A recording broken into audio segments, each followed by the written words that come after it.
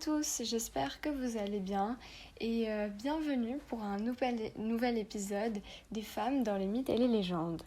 Alors aujourd'hui, on va consacrer cet épisode à une femme, ou plutôt à une créature qu'on nomme Arachné. Ce mythe prend ses racines dans la mythologie grecque et plus précisément des métamorphoses d'Ovide. Arachné, elle venait de la terre de Lydie.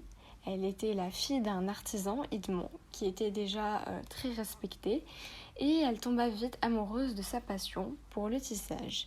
Alors, Arachné, elle n'a connu que son père, puisque sa mère est décédée trop tôt, et donc, comme son père était déjà extrêmement passionné par tout ce qui est tapisserie et tout ça, ça a vraiment inspiré Arachné pour continuer sur cette voie-là. Mais Arachné, elle n'était pas n'importe quelle tisseuse. La forme, la couleur et même la subtilité de ses tapisseries dépassaient de loin les meilleurs tisseurs au monde. En plus de son talent, Arachné était une femme d'une beauté sublime et d'une force de caractère impressionnante. Son rêve était qu'un jour elle puisse vivre de son art. Donc, tous les jours, elle s'entraînait afin de perfectionner son talent, si bien qu'un jour, elle atteignait un âge mûr et elle décida donc de quitter sa ville natale pour aller s'installer dans la ville d'Hypaepa. Peu à peu, elle devient une renommée pour les habitants du village. De plus en plus de monde se firent offrir des belles tapisseries d'Arachné. Sa célébrité fut telle que même les nymphes s'approchaient d'elle par curiosité. Dès qu'Arachné se mettait au travail à son atelier, tout le monde observa ses mains fabuleuses tissées. Un jour, un groupe de femmes âgées s'approchèrent de l'atelier d'Arachné. Comme il y avait beaucoup de monde à ce moment-là, Arachné ne faisait pas vraiment le rapprochement avec quelque chose un peu étrange. Et une d'entre elles regardait Arachné d'un œil particulièrement attentif, voire même un petit peu dérangeant, mais cela ne déstabilisa pas Arachné. Même au contraire, elle doublait ses efforts pour se concentrer. Tout d'un coup, la mystérieuse femme cria « Il n'y a qu'Athéna qui serait la créatrice de telles œuvres !» Vexée d'être à la fois déconcentrée et humiliée, Arachné, elle brûlait de rage au fond d'elle.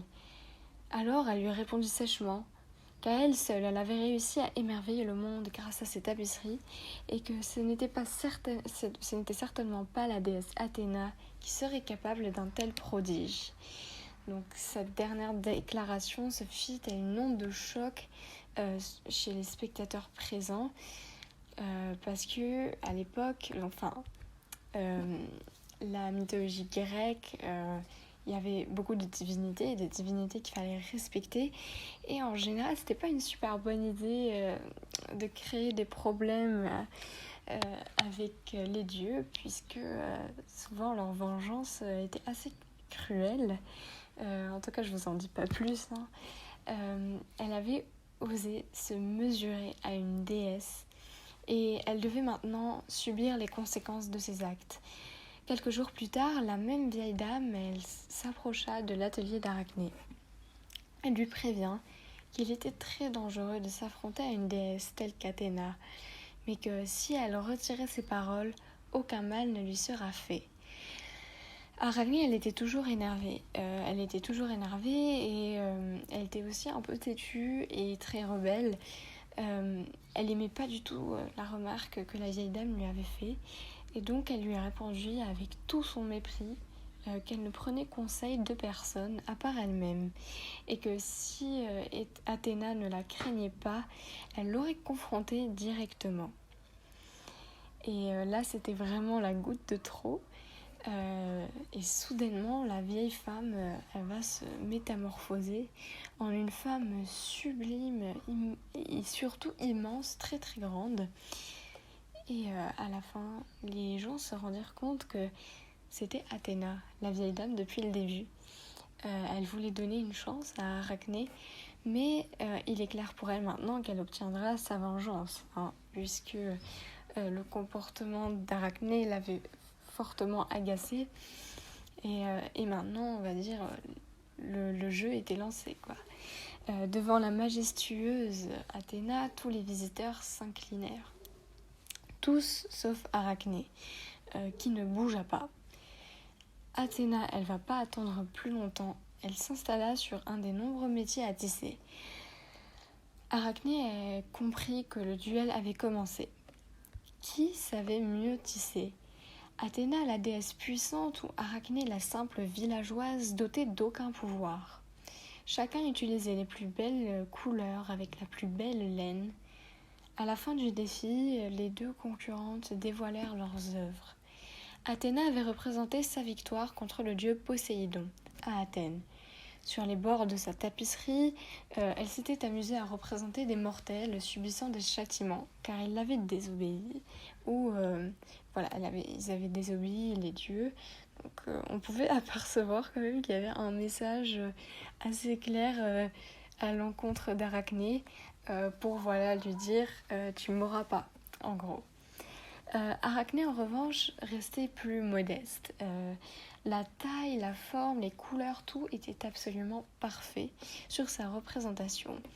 Ça ne faisait aucun doute qu'Arachné avait remporté ce duel. Vraiment, c'était impressionnant. Mais bien sûr, vous l'aurez peut-être compris, Athéna ne pouvait pas supporter cette humiliation plus longtemps. Pour une déesse, surtout une déesse comme Athéna quand même, qui est la déesse de la guerre, elle pouvait pas subir ça, c'était vraiment une honte atroce. Et donc, qu'est-ce qu'elle va faire ? Elle va détruire la tapisserie d'Arachné. Et pire que de la tuer, elle la transforme en une créature hideuse. 8 immenses pattes velues s'extirpèrent de l'abdomen d'Arachné et des petits yeux noirs remplacèrent son doux visage angélique. Vous l'avez peut-être compris, mais à présent, Athéna avait transformé Arachné en araignée. Et c'est pour ça que y a ce petit son qui ressort, Arachné, araignée. C'est justement en référence à cette histoire. Et donc ce mythe, aussi injuste soit-il, ne fait pas partie des seules mésaventures avec Athéna. Disons que sa jalousie et sa cruauté font parfois mauvais ménage. On peut citer le triste sort de Méduse, entre autres.